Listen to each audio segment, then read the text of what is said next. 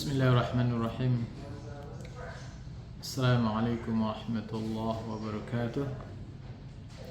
Alhamdulillahirabbil alamin wassalatu wassalamu ala Rasulillah wa ala alihi wa ashabihi wa man tabi'ahum bi ihsanin ila yaumiddin, amma ba'du.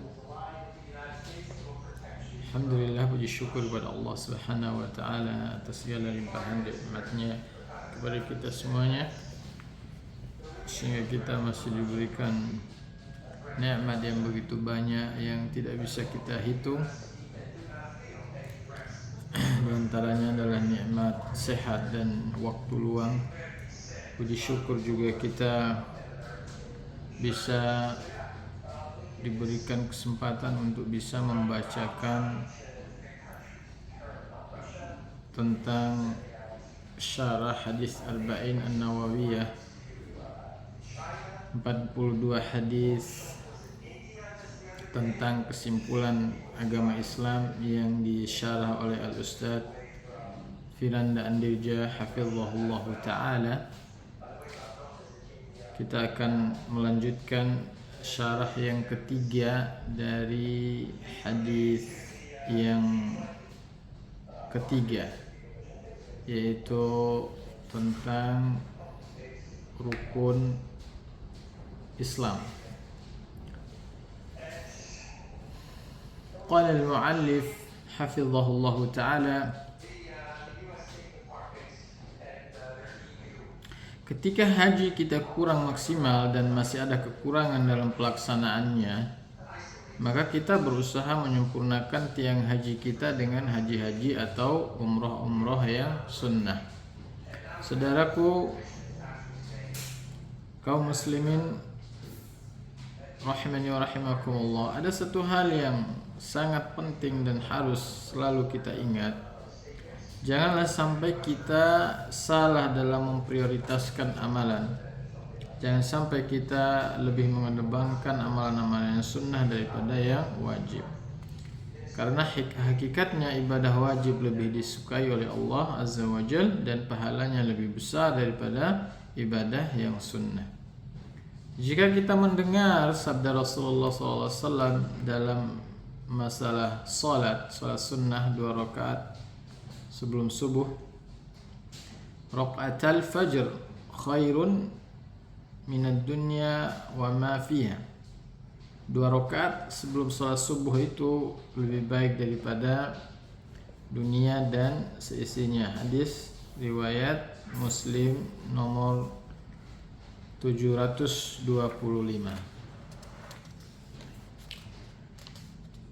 Betapa sering kita merasa mendapatkan pahala dari Allah Azza wa Jalla ketika mengamalkan ibadah-ibadah yang sunnah, maka ketahuilah ketika kita mengamalkan ibadah yang wajib, kita mendapatkan pahala yang lebih besar.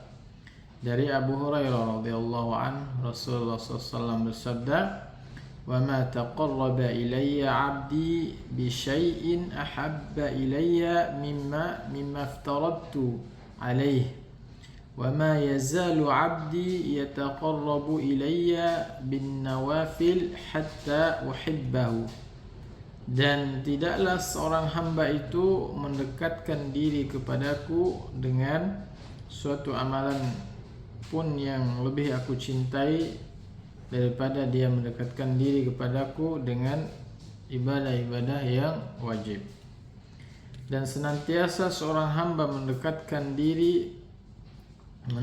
diri kepadaku dengan hal-hal yang sunnah sehingga aku mencintainya. Hadis riwayat Bukhari nomor 6502. Alhamdulillah, sudah selesai daripada syarah hadis yang ketiga, yaitu hadis tentang rukun Islam. Dan kita akan melanjutkan syarah daripada hadis yang keempat, yaitu amalan. Yang berkaitan dengan amalan itu tergantung dengan penghujungnya. Ya, ini hadis yang keempat daripada hadis Arba'in An-Nawawi. An Abdullah bin Mas'ud radhiyallahu anhu qala haddatsana Rasulullah sallallahu alaihi wasallam wa huwa shadiqul masduq. Inna ahadakum yujma'u khalquhu fi batni ummihi 40 yawman. Thumma yakunu 'alaqatan mithla dhalik. ثم يكون مضغة مثل ذلك ثم يرسل الملك فينفخ فيه الروح ويؤمر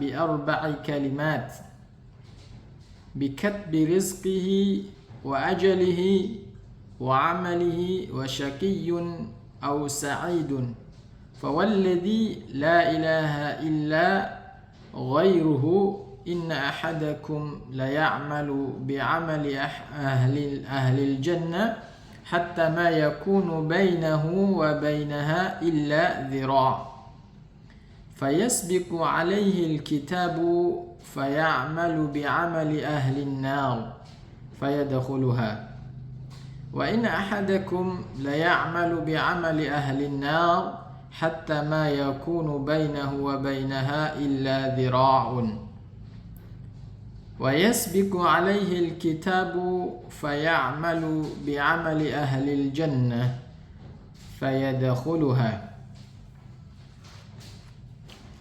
Dari Abu Abdurrahman Abdullah bin Mas'ud radhiyallahu anhu, beliau berkata Rasulullah SAW menyampaikan kepada kami, dan beliau adalah orang yang benar dan dibenarkan. Setiap orang dari kalian telah dikumpulkan dalam penciptaannya ketika berada dalam perut ibunya selama 40 hari. Kemudian menjadi alaqah zirat selama itu pula, kemudian menjadi mudghah segumpal daging selama itu pula. Kemudian diutuslah kepadanya malaikat, lalu malaikat itu meniupkan ruh kepadanya, dan malaikat tersebut diperintahkan untuk mencatat 4 perkara. Yang pertama tentang catatan rezekinya, yang kedua tentang amalannya, yang ketiga tentang ajalnya, dan yang keempat adalah tentang kehidupannya. Apakah dia bahagia atau sengsara? Demi Allah Azza wa Jal, yang tiada Tuhan yang berhak disembah selainnya, sesungguhnya seseorang di antara kalian benar-benar mengamalkan amalan penduduk surga, amalan soleh, sampai antara dia dengan surga itu hanya berjarak 1 jengkal saja. Namun telah mendahuluinya catatan takdir, kemudian dia mengamalkan amalan penduduk neraka dan dia pun masuk ke dalamnya. Dan sungguh ada seorang yang mengamalkan amalan penduduk neraka sampai antara dia dengan neraka hanya tinggal 1 jengkal saja. Akan tetapi catatan takdir telah mendahuluinya dan dia pun mengamalkan amalan penduduk surga, kemudian masuk ke dalamnya. Hadis riwayat Bukhari nomor 3332 dan Muslim nomor 2643.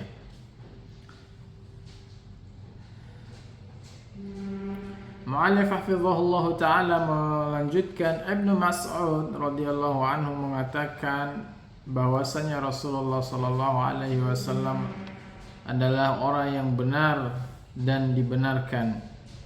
Mengapa Ibnu Mas'ud radhiyallahu anhu memulainya dengan perkataan tersebut? Hal ini dikarenakan hadis ini sedang berbicara tentang 2 perkara yang gaib. Pertama, tentang proses penciptaan janin. Perlu kita ketahui bahwasanya Rasulullah SAW menjelaskan tentang proses penciptaan janin ini di zaman tidak ada teknologi secanggih seperti saat ini, sehingga pembahasan tentang proses penciptaan janin merupakan perkara gaib. Yang kedua tentang masalah takdir. Ya, masalah ghaib yang pertama rahasia proses penciptaan manusia. Allah Azza wa Jalla menyebutkan di dalam Al-Quran bahwa proses pembentukan janin melalui 7 fase. Yang pertama saripati tanah, sperma. Yang ketiga segumpal darah, kemudian segumpal daging, tulang yang dibalut dengan daging, kemudian proses pembentukan yang lainnya. Seluruh tahapan ini terkumpul dalam firman Allah Azza wa Jalla surah Al-Mu'minun ayat 12 sampai dengan 14. A'udzu billahi minasy syaithanir rajim.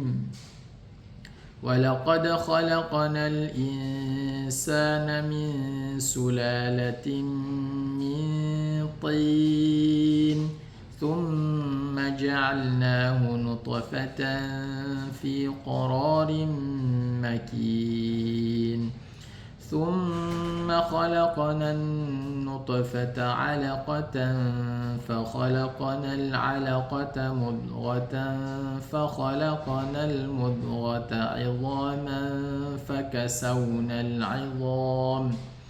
فكسونا العظام لحما ثم أنشأناه خلقا آخر فتبارك الله أحسن الخالقين. Dan sungguh telah kami ciptakan manusia dari saripati tanah, kemudian kami jadikan dia sebagai sperma di dalam tempat yang kukuh, yaitu rahim. Kemudian kami jadikan sperma itu menjadi segumpal darah, kemudian darah itu kami jadikan segumpal daging, kemudian segumpal daging itu kami jadikan tulang, kemudian tulang itu kami balut dengan daging, kemudian kami jadikan ia makhluk dalam bentuk lain. Maha suci Allah Jalla Jalal, sebaik-baik pencipta. Sahabat muslim rahimani wa rahimakumullah, insyaallah kita akan melanjutkan pembahasan syarah hadis yang keempat ini yang berkaitan dengan amalan bergantung kepada akhirnya. Subhanakallahumma wa bihamdika asyhadu an la ilaha illa anta astaghfiruka wa atubu ilaik. Wa sallallahu ala nabiyyina wa barik wa sallam. Assalamualaikum warahmatullahi wabarakatuh.